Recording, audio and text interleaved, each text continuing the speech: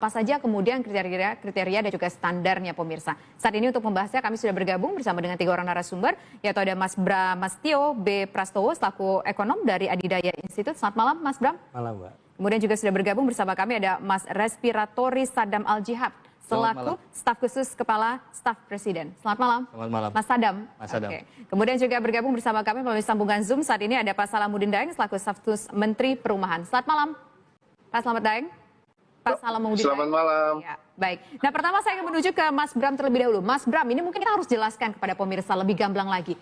Apa yang dimaksud dengan Big Bang, Big Push Prabowonomics tadi? Iya, jadi kita harus paham dulu tentang strategi pembangunan yang dilakukan oleh Pak Prabowo. Kita sudah ya katakanlah 1 tahun lebih sedikit begitu ya. Nah sehingga masyarakat dan juga para pembantunya dalam hal ini kementerian dan birokrasi juga paham apakah memang dia sudah melakukan hal ini atau tidak. Ini Big Bang Big Push ini akan dibedakan dengan model yang lain yang biasa 10-20 tahun lalu dilakukan, yaitu berbentuk incrementary gitu ya. Jadi dia bertahap, gradualism. Nah ini Big Bang Big Push ini dia ada 3 hal yang menjadi prasyarat dia bisa bekerja dengan baik. Pertama itu adalah dia berskala besar. Artinya seluruh program yang dilakukan oleh Pak Prabowo itu berskala besar. Yang kedua itu adalah speed, ya, kecepatan. Ya, kita lihat ya, hampir semua program-program unggulan yang dilakukan oleh Pak Prabowo itu mempunyai kecepatan yang luar biasa.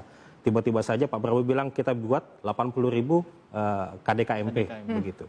Kemudian MBG sampai 80 juta ya, 80 juta dan seterusnya. Itu artinya memang ketika masyarakat itu tidak paham dengan cara bekerja Pak Prabowo, ini akan bermasalah bagaimana kita mengevaluasinya.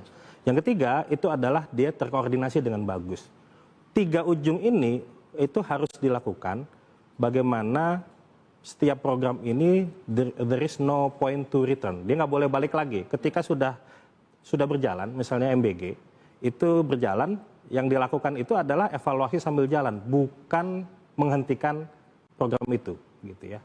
Keracunan dan sebagainya itu harus dievaluasi betul. Kita harus tidak boleh ada anak satupun yang keracunan di bangsa ini. Tetapi sambil jalan itu terus dilakukan apa evaluasinya dan seterusnya. Begitu cara melihat seluruh program ini dan kami melakukan riset terhadap 7 program unggulan yang dilakukan oleh Pak Prabowo. Tapi sebelum itu kita rilis ya mungkin perlu paham dulu bagi masyarakat itu bagaimana cara memandang keberhasilan atau tidaknya program dari Pak Prabowo ini, strateginya, begitu kira-kira. Oke, baik. Nah sekarang saya menuju ke Mas Sadam. Mas Sadam ini kan harus dilihat dulu seperti apa keberhasilan program dari Pak Prabowo sejauh ini. Dari KSP sendiri apa kemudian yang bisa diinformasikan dari masyarakat? Ada beberapa program prioritas, ada 7 kalau nggak salah, ada MBG di sana, kemudian KDKMP, kemudian banyak juga ada Kampung Nelayan, kemudian juga program rumah, sekolah rakyat, sekolah Garuda, segala macam banyak. Dari ekonomi, pendidikan, dan juga soal pangan atau nutrisi. Sudah sejauh mana kemudian implementasi program tersebut? Sebagai informasi kepada masyarakat mengenai Big Bang Big Push ini. Ya. Yang pertama, dalam 17 bulan ini, Pak Presiden sudah menggagas tadi ya program prioritas itu dengan tangible indikator. Jadinya artinya memang ini terukur. Angkanya ada. Kita bisa melihat misalkan KDKMP sudah ada 23.000 yang titik untuk dibangun ya dan akan dalam proses pembangunan. Artinya berdasarkan Inpres nomor 9 tahun 2025 terkait dengan KDKMP, kemudian 17 tahun 2025 terkait pembangunannya, ya ini sudah berjalan.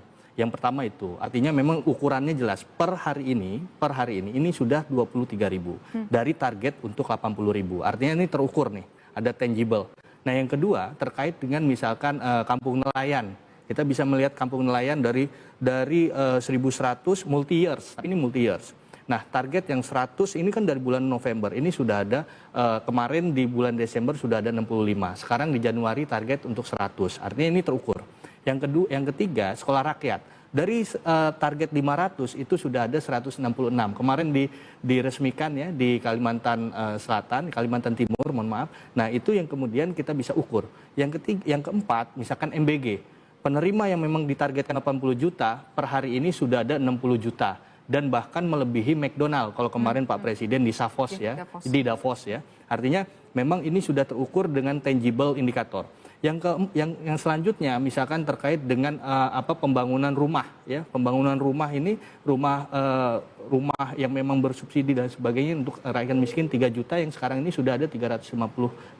Nah, di sini semuanya sudah ada ukurannya. Nah, terus selain itu artinya di sini ukuran-ukuran itu memang bukan hanya berbicara soal menterinya ataupun penanggung jawab utamanya, tapi harus ada rantai komando birokrasi yang tepat sasaran, bagaimana koordinasi antara pusat dan daerah itu bisa mencapai target program itu. Saya ambil contoh misalkan KDKMP. Kemarin di KSP kita berkoordinasi dengan beberapa stakeholder terkait dengan pembangunan KDKMP. Di situ ada Agrinas Pangan Nusantara, ada Kementerian Koperasi, ada Kementerian Dalam Negeri, Kementerian Keuangan dan sebagainya.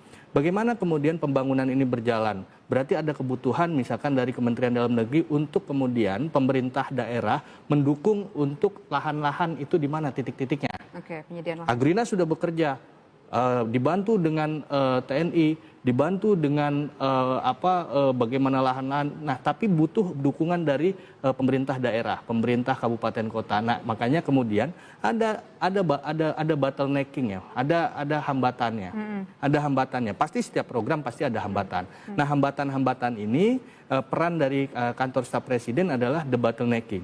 Bagaimana kemudian membuat rakor-rakor untuk program-program prioritas ini berjalan kembali dan sesuai dengan tracknya. Nah, selanjutnya misalkan kita ambil lagi contoh digital ya, interaktif digital. Itu kemudian sudah hampir 288.000 yang memang nanti ditarget. 3 per sekolah. Hambatannya ada. Kemarin kita sudah IFP ya, ada interactive flat panel. Di situ ternyata ada sekolah yang memang listriknya kurang. Ya kan? Nah, ini yang kemudian berarti kita butuh koordinasi dengan PLN, butuh koordinasi untuk menambah listrik dan sebagainya. Jadi artinya memang target sasaran selama 17 bulan ini sudah dilakukan dengan ketika ada hambatan-hambatan kita langsung turun. Rata-rata capaiannya mencapai lebih dari ya kalau misalkan ini berapa persen, Mas? Kalau kita bisa presentasikan. Kalau dalam posisi 1 tahun ini udah baik sekali nih, hampir 80% saya kira. Artinya maksud saya 80% dari target 5 tahun begitu ya? 5 tahun. Ini misalkan saya ambil contoh MBG itu target berapa? 80 juta. Ya. Sekarang yang sudah ada berapa? 60 juta. 60 juta. Berarti kan kalau misalkan kita melihat ini targetnya sudah 80%, begitu kan? Nah, begitu juga tapi memang ada yang skalanya misalkan sekolah rakyat target 500, ini sudah ada 166.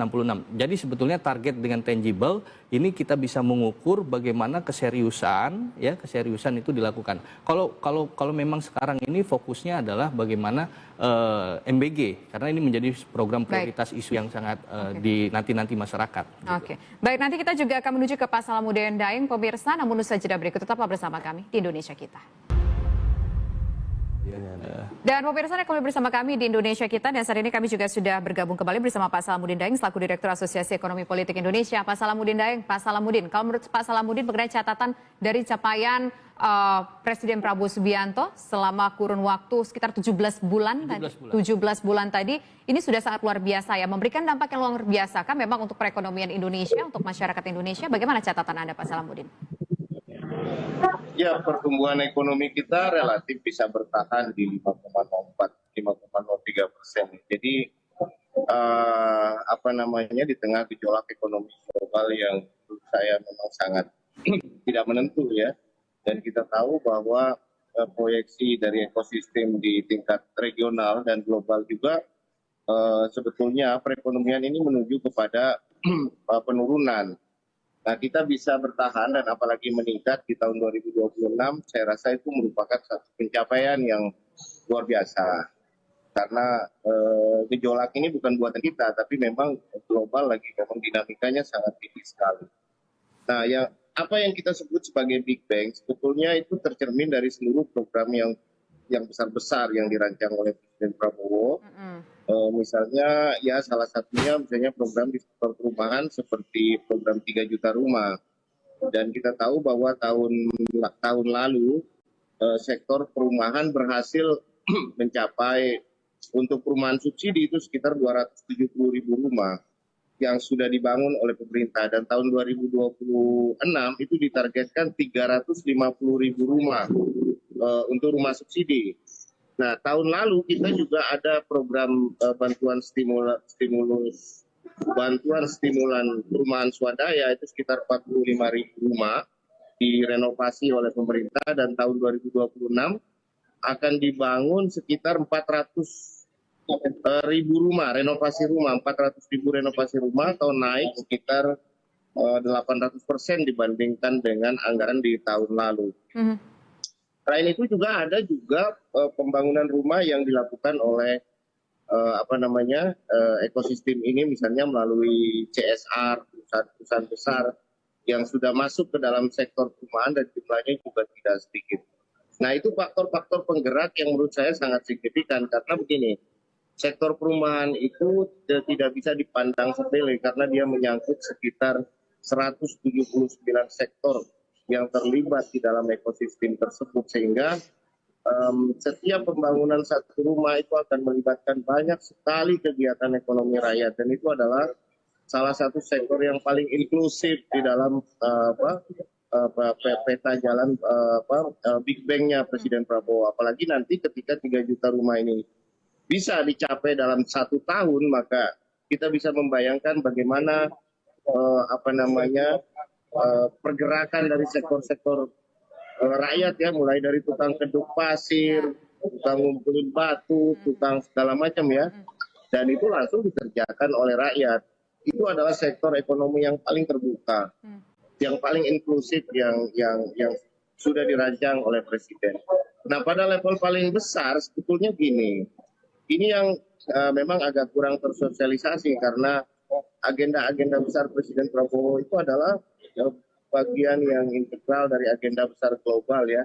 Misalnya gini, pemerintah kan sedang memiliki satu rencana besar untuk membatasi lalu lintas devisa sumber daya alam ya. Dan itu menurut saya itu adalah hal yang baru di masa pemerintahan sejak era reformasi. Pemerintah membuat satu peraturan yang sangat strategis untuk membatasi lalu lintas devisa di dalam sumber daya alam, dan itu adalah usaha terpenting bagi pemerintah untuk mencari sumber pendanaan dalam rangka menggerakkan ekonomi dalam negeri, dan ini sedang berjalan. Kalau ini berhasil, saya kira akan semakin banyak sumber pendanaan untuk pembangunan Indonesia ke depan ya. Tinggal bagaimana kita lihat proses ini terus berlangsung di masa yang akan datang. Oke, baik. Nah, sekarang saya menuju ke Mas Bram. Mas Bram, tadi di awal ketika kita berbincang, Mas Bram mengatakan apa sih standarnya? Akhirnya Adida Institute, Mas Bram mengatakan ini adalah sebuah bentuk Big Bang, Big Push Prabowonomics, yaitu berskala besar dan berlangsung dengan begitu cepat prosesnya.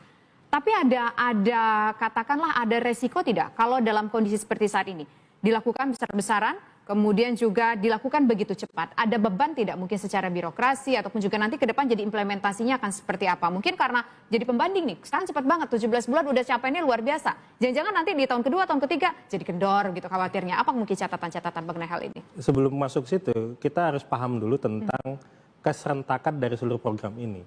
Jadi ini tidak bisa dipisahkan antara satu program dengan program yang lain. Jadi ini adalah bentuknya adalah Big Bang dengan seluruh program-program yang ada. Kami memang meriset hanya 7, tapi sebetulnya kan banyak lagi yang lainnya ya. Banyak program prioritas. Tapi kita lihat hanya 7 itu saja. Nah 7 itu dengan begitu besarnya yang dilakukan, minimal kita bisa lihat 3 perspektif. Pertama tentang human capitalnya. Di situ ada gizi, di situ ada kesehatan, di situ ada pendidikan. Yang kedua itu tentang infrastruktur, akses. Bang Daeng nih yang salah satu yang ngurusin tentang masalah perumahan. Dan seterusnya, FLPP dan seterusnya. Yang ketiga adalah ekonomi rakyat. Ekonomi rakyat itu berarti ada KDKMP, kemudian ada kampung nelayan ya, dan seterusnya. Nah 3 hal ini kemudian menjadi salah satu rangkaian yang tidak bisa terpisahkan. Pertanyaannya apakah ini akan bisa membuatkan punya resiko? Tentu saja. Yang namanya resiko pertama kali dia pertama adalah biaya yang besar di awal. Makanya ketika awal-awal ini Pak Prabowo langsung, ini gimana cara mendapatkan uang dan seterusnya, kan? Efisiensi dan seterusnya. Karena memang bagaimanapun juga ini akan menjadi besar. Yang kedua, program ini tidak boleh, seperti yang saya sampaikan tadi, nggak boleh berhenti di tengah jalan. Nah, caranya bagaimana untuk tetap berjalan adalah evaluasi sambil jalan tentu saja. Ini berbeda dengan masa tanda petik ya. Masa perekonomian sebelumnya menggunakan gradual.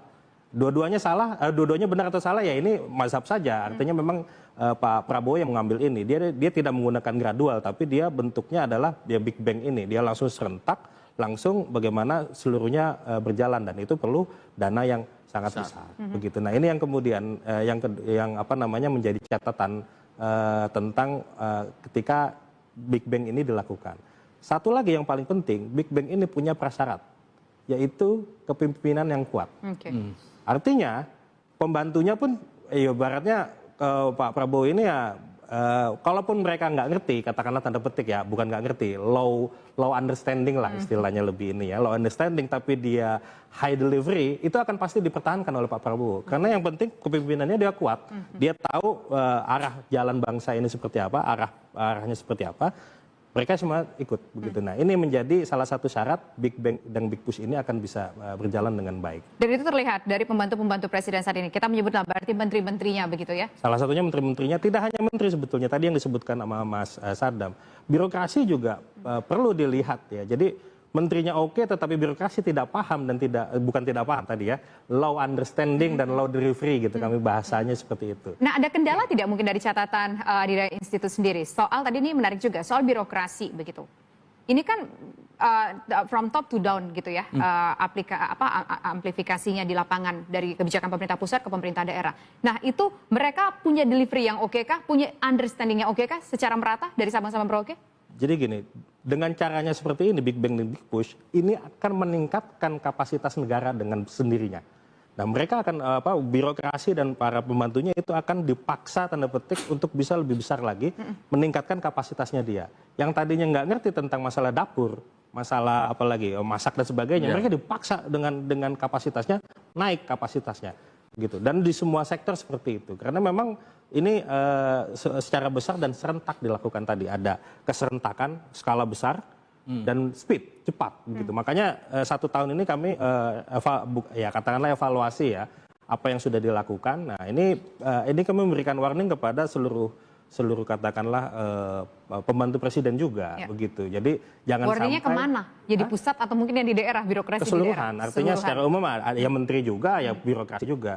Dan yang kedua, yang selanjutnya itu adalah harus ada feedback.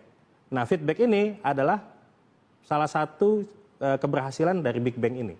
Kalau tidak ada feedback, ini repot. Nah, makanya budaya-budaya zaman dulu seperti asal Bapak senang, itu nggak boleh.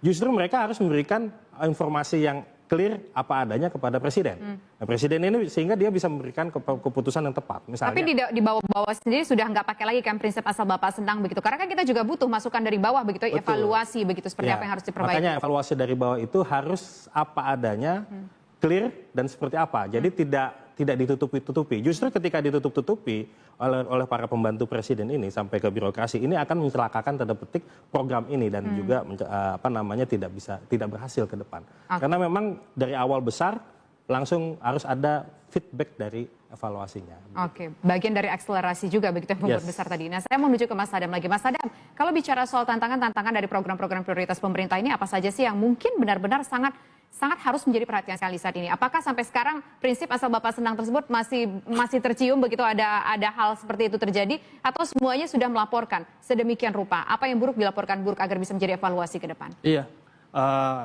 di KSP kami membuat rakor, dan ini rapat koordinasi antar lembaga terkait dengan program prioritas, dan ini kita lihat persoalan-persoalannya, masalah-masalahnya. Jadi ini bukan dilihat dari tadi asal Bapak senang tadi. Nah, laporan ini yang kemudian KSP memberikan ke Pak Presiden melalui Presidential Daily Brief. Jadi setiap hari kita memberikan laporan terkait persoalan-persoalan. Bagaimana bottleneck-nya, kemudian bagaimana the bottlenecking-nya. Nah, di sini yang memang kita harus lakukan bahwa permasalahan pasti ada. Tadi yang saya ambil contoh misalkan KDKMP terkait dengan lahan. Bahwa memang di pemerintah kabupaten kota ada beberapa yang memang belum memberikan lahannya misalkan ya. Nah, ini seperti apa kira-kira kesimpulannya? Nah, ini yang kemudian Kemendagri mendorong mempush lagi dari pemerintahan kabupaten kota untuk lahan-lahan ini bisa disiapkan untuk KDKMP. Itu misalkan satu persoalan. Yang kedua, misalkan terkait kampung nelayan Merah Putih misalkan. Nah, ini butuh dukungan dari pemerintah kabupaten kota setempat, butuh kemudian ada cold storage, butuh kemudian ada perahu dan sebagainya. Makanya kemarin Pak Presiden juga sampai ke London kan. Nah, di situ pulang bawa investasi untuk membangun perahu-perahunya dan sebagainya. Nah, ini yang memang bottleneck-nya ada, tapi memang terus dicarikan solusi-solusinya. Nah, terkait dengan anggaran juga misalkan. Nah, sekolah rakyat kita bisa melihat waktu pas ada beberapa kasus yang dilakukan terkait dengan penertiban kawasan hutan. Di situ kan ada tumpukan uang yang kemudian ada di kejaksaan misalkan. Itu ada misalkan satu ada 6,6 T, kemudian ada 13 T. Itu kalau Pak Presiden bilang kan ini bisa untuk membangun sekolah rakyat sekian ratus dan sebagainya. Nah, artinya memang di sini kebocoran-kebocoran anggaran selain tadi dengan efisiensi itu dilakukan untuk memperkuat program-program prioritas tadi itu. Karena ternyata kebocoran anggaran melalui tata kelola sumber daya alam ini banyak. Nah, ini yang memang bahkan tahun ini itu dari Satgas PKH dari Kejaksaan menghitung ada 142,2 triliun potensi kebocoran anggarannya. Okay. Nah, kalau misalkan kita bisa melihat untuk membangun hilirisasi itu ada bisa 6 program hilirisasi dibangun dari total anggaran seperti itu misalkan 110 triliun. Bahkan misalkan kita membangun sumber daya swasembada energi seperti yang ada di Balikpapan itu dengan total 123 triliun itu bisa membangun kilang minyak dan sebagainya, merenovasi dan sebagainya. Artinya memang kita mentarget bagaimana kebocoran-kebocoran anggaran ini bisa didistribusikan untuk program-program. Nah, itu yang memang ini bahasanya antara peningkatan ekonomi skala makro sampai pemerataan ekonomi skala mikro. Nah, ini dilakukan. MBG itu untuk salah satunya pemerataan ekonomi skala mikro. Ya. Bagaimana ada 80 juta UMKM berdasarkan data yang ada di Kementerian UMKM itu bisa berkontribusi di SPPG setempat. Kemudian bagaimana kita bisa melihat pemerataan selain dari MBG itu juga ada di tempat-tempat lainnya. Ada pemerataan ekonomi dan juga ada bagaimana peningkatan ekonomi secara makro melalui tadi anggaran-anggaran yang memang bocoran-bocoran anggaran. Dan itu bagian dari efektivitas kerja-kerja pemerintah dan juga efisiensi yang dilakukan terkait dengan efisiensi anggaran itu bisa membantu Aceh, Sumatera Utara dan juga Sumatera Barat. Total efisiensi yang bisa disampaikan itu 60 triliun. Artinya memang potensi kebocoran anggaran ini bisa distribusikan untuk program-program. Tapi pertanyaan soal kebocoran anggaran tadi, apakah betul-betul sudah tertutup begitu sumber-sumber kebocorannya atau pasti masih banyak. Makanya Satgas ini baru kali pertama ketika pemerintahan di era pasca reformasi. Setelah undang-undang kehutanan itu ada, ini baru kali pertama di zaman Pak Presiden adanya Perpres nomor 5 tahun 2025 terkait dengan penertiban kawasan hutan. Dan ada Satgas penertiban kawasan hutan. Bisa sampai 4 juta hektar yang kemudian dikembalikan ke negara. Sampai anggaran-anggaran itu kemudian bisa dikembalikan lagi dengan negara. Artinya memang di sini potensi kebocoran pun sama. Bahkan kejaksaan tadi yang saya sebutkan ada 142 triliun di tahun ini. Itu step by step begitu ya kebocoran tersebut mulai ditambal ditutupi. Nanti kita akan lanjutkan kembali perbincangan kita pemirsa. Sejenak berikut tetap bersama kami di Indonesia Kita. Terima kasih pemirsa yang bersama kami di Indonesia Kita. Nah, saya ingin menuju ke Pak Daeng lagi. Pak Daeng, tadi kan disampaikan salah satunya yang perlu kita lakukan adalah bagaimana meyakinkan investor bisa mau menginvestasikan modal-modalnya ke Indonesia untuk membantu mempercepat program-program pemerintah. Tadi sudah disampaikan ada beberapa upaya yang sudah dilakukan oleh pemerintah, khususnya Presiden. Misalkan ketika ke Davos, kemudian juga ketika kunjungan-kunjungan ke luar negeri, membawa investor-investor. Apakah kalau menurut Bapak, cara ini merupakan cara paling efektif atau mungkin ada lagi mekanisme lainnya yang bisa membantu kita untuk mempercepat pengumpulan dana ataupun anggaran supaya seluruh program ini bisa mencapai 100%. Meskipun saat ini juga sudah luar biasa sekali capaiannya. Begini, salah satu yang menjadi fokus Presiden Prabowo itu adalah menyelamatkan APBN, sebetulnya, menyelamatkan government expenditure. Dan langkah terbesar yang dilakukan Presiden adalah dengan membatasi lalu lintas devisa seperti yang saya katakan tadi. Dengan begitu maka dengan pembatasan lalu lintas devisa sumber daya alam, itu berarti bahwa pemerintah memiliki pintu masuk ke dalam pembukuan perusahaan-perusahaan yang melakukan aktivitas ekspor sumber daya alam. Dengan demikian maka pemerintah akan tahu titik kebocoran utama. Karena memang selama ini isunya dalam 30 tahun terakhir, kebocoran terbesar dari pendapatan negara kita itu datang dari kebocoran sumber daya alam. Kenapa? Karena kita ini adalah eksportir terbesar di dalam seluruh komoditas sumber daya alam. Kita adalah eksportir batu bara terbesar di dunia, kita eksportir nikel terbesar di dunia, kita eksportir timah nomor 2 terbesar di dunia, kita eksportir sawit terbesar di dunia, dan hampir seluruh komoditas sumber daya alam kita itu berada pada urutan 1 sampai 10 terbesar di dunia, termasuk di gas, di LNG dan lain sebagainya, kita masih yang terbesar di dunia.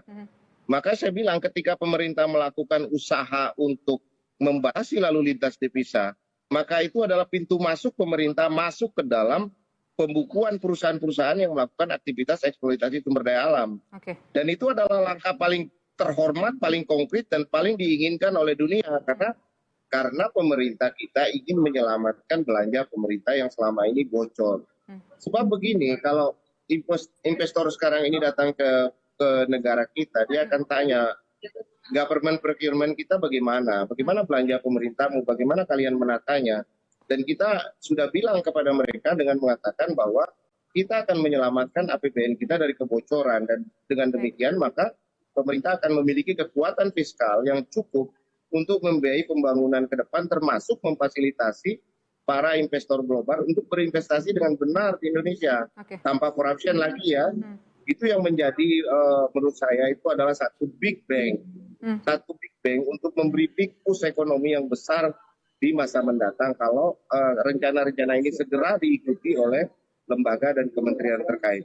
Oke, baik. Sekarang saya menuju ke Mas Bram lagi. Mas Bram, dalam catatan rilis yang Anda keluarkan dari hasil penelitian tersebut menyebutkan alih-alih melakukan reshuffle kabinet, lebih baik melakukan reshuffle eksekusi. Apa sih maksudnya reshuffle eksekusi? Reshuffle eksekusi seperti apa yang mungkin kita butuhkan? Selain evaluasi asal jangan Bapak senang tadi. Jadi kita melihat kalau digambarkan gitu ya, ada 2 variabel yang paling mudah masyarakat itu bisa ikut rame-rame lah kira-kira untuk bisa memberikan evaluasinya. Pertama itu kita lihat dari understanding. Dan yang kedua itu adalah dari pemahamannya, yang kedua itu dari delivery-nya. Artinya ada orang, ada Pak pejabat, kemudian juga menteri, ini keseluruhan ya, dia mengerti, paham tinggi, dan juga dia delivery-nya bisa. Ada pembantu presiden, dalam arti luas ya, itu paham, tapi dia tidak bisa mendelivery. Bagi saya itu ya harus dipikirkan. Kenapa? Karena di sini ada salah satu syarat dari Big Bang itu adalah bagaimana kepemimpinan yang kuat, dan ini sudah dimiliki oleh Pak Prabowo. Artinya itu tidak perlu. Yang ketiga itu ada yang tidak paham tapi dia delivery. Ya.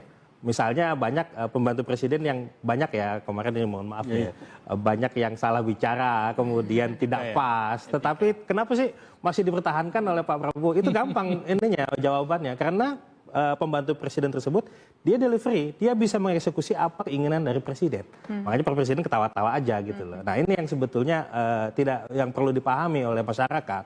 Dan yang ketiga tentu saja dia tidak paham dan tidak delivery. Nah ini yang kemudian sebetulnya ya tidak bisa dipertahankan. Makanya kalau sekarang lagi rame-rame tentang reshuffle dan seterusnya, kita menawarkan ini model tanda petik rapor negara bagi Pak Presiden, 2 hal minimal itu, dan bagi masyarakat itu bisa rame-rame lah kita lihat para tidak hanya kementerian, menterinya, ya, tetapi juga para birokrat, pejabat-pejabatnya.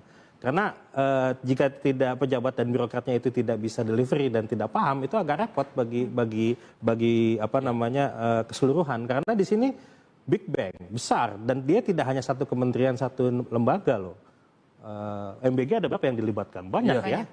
Dan seterusnya, hampir semua, you name it lah semuanya. Dan ini karena kita tidak bisa, ya kita tidak bisa melihat ini dalam satu kesatuan, satu program saja. Tetapi ini secara keseluruhan. Itulah yang kemudian kita melihatnya ini sebagai Big Bang dan juga Big Push tadi, investasi. Tanda petik, uangnya besar, ya. bukan masalah di uangnya sebetulnya, tetapi bagaimana pengawasan dan untuk apa uang itu dilakukan, dibelanjakan. Kalau besar ya memang pasti besar begitu, karena ini bisa istilahnya itu mengeluarkan masyarakat Indonesia dari poverty trap, sebetulnya teorinya begitu.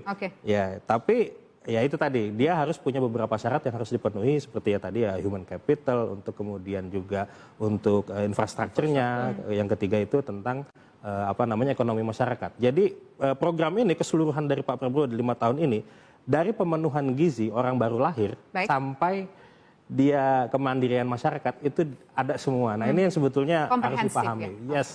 Nah saya mau terakhir ke Mas Sadam. Mas Sadam, kita melihat bahwa dari data memang ternyata cukup mengembirakan. Program-program prioritas pemerintah sudah berhasil, bahkan beberapa di antaranya mencapai target 80%. Padahal ini masih di 17 bulan pertama, belum sampai dengan 5 tahun. Tapi di luar sana banyak masyarakat yang mungkin agak sedikit dalam tanda kutip mengkritisi pemerintah. Misalkan ada seperti MBG, kemudian juga ada beberapa hal-hal lain yang patut menjadi perhatian kita. Bagaimana kemudian pemerintah menjawab soal ini untuk memberikan edukasi juga kepada masyarakat? Yang pertama adalah di era pemerintahan Pak Presiden Prabowo yang dikritisi itu adalah program. Dalam posisi ini pemerintahan itu butuh alat penyeimbang, yaitu check and balances system. Bagaimana program-program itu kemudian bisa dipantau juga oleh masyarakat. Nah ini pengawasan oleh masyarakat juga. Nah ini baru di era pemerintahan Pak Presiden Prabowo yang betul-betul dilihat itu program. Jadi akhirnya itu secara tidak langsung masyarakat itu mengetahui bagaimana ada program MBG, bagaimana ada program KNMP, bagaimana ada program koperasi, ada program CKG, cek kesehatan gratis, ada program 3 juta rumah ya. Jadi artinya di sini masyarakat ini melihat bagaimana ada program-program ini. Kalau kita bisa memandang bahwa ini adalah big governance, tadi kalau misalkan big bang, big push, nah ini adalah pemerintahan ini harus ada tata kelola yang memang besar dengan koordinasi yang jelas, yang terukur, ya. Dan kemudian yang diharapkan adalah ketika implikasinya dari big governance ini ada open governance juga. Bagaimana tata kelola ini terbuka, pemerintahan ini terbuka, bahwa butuh check and balances, itu wajar. Ketika ada kritik, ketika ada masukan, ketika ada pandangan, itu wajar. Justru itu yang diharapkan, bahwa selain pengawasan melekat dari pemerintahan, antara pemerintahan pusat, daerah, kemudian ya provinsi tadi, dengan program-program yang ada, itu butuh pengawasan juga dari masyarakat. Sehingga ini adalah tata kelola negara yang menurut saya dalam kondisi sangat sehat, dalam skala demokrasi, dalam skala hukum atas nama rakyat dan sebagainya. Jadi memang keadilan di sini ditegakkan, tadi terkait kebocoran anggaran untuk kemudian diimplementasikan dalam program, dan kemudian pengawasan terus dijaga, dirajut. Kita bisa melihat juga MBG itu ada juga advokat asosiasi yang mengawasi juga, itu biarkan. Itu dibuka seluas-luasnya. Baik, terima kasih Mas Adam, terima kasih juga Mas Bram, terima kasih juga Pak Daeng sudah bergabung bersama kami di Indonesia Kita. Pemirsa, memang kalau berbicara soal Big Bang, Big Push, Prabowonomics, ini tadi kita sudah melihat bahwa paparan-paparan ataupun data-data yang ada menunjukkan bahwa mayoritas program-program prioritas dari Presiden Prabowo Subianto ini sudah hampir mencapai target. Meskipun baru 17 bulan pertama pemerintahan beliau, pemirsa. Ini tentu menunjukkan bahwa program yang begitu besar, dengan capaian yang juga cukup lumayan besar, pemirsa, dan juga dengan begitu cepat bisa menyentuh kepada masyarakat. Tapi tentu saja, seberapa bagus pun program tentu membutuhkan katakanlah evaluasi dari masyarakat agar juga tentu bisa menjadi sebuah kritik yang membangun. Kita harapkan agar target-target bagi perekonomian negeri ini yang menyentuh ke akar-akar rumput ke masyarakat bisa tercapai semaksimal mungkin. Demikian kebersamaan kita dalam Indonesia Kita kali ini. Saya Tisa Noveni undur diri. Terima kasih. Selamat malam. Sampai jumpa.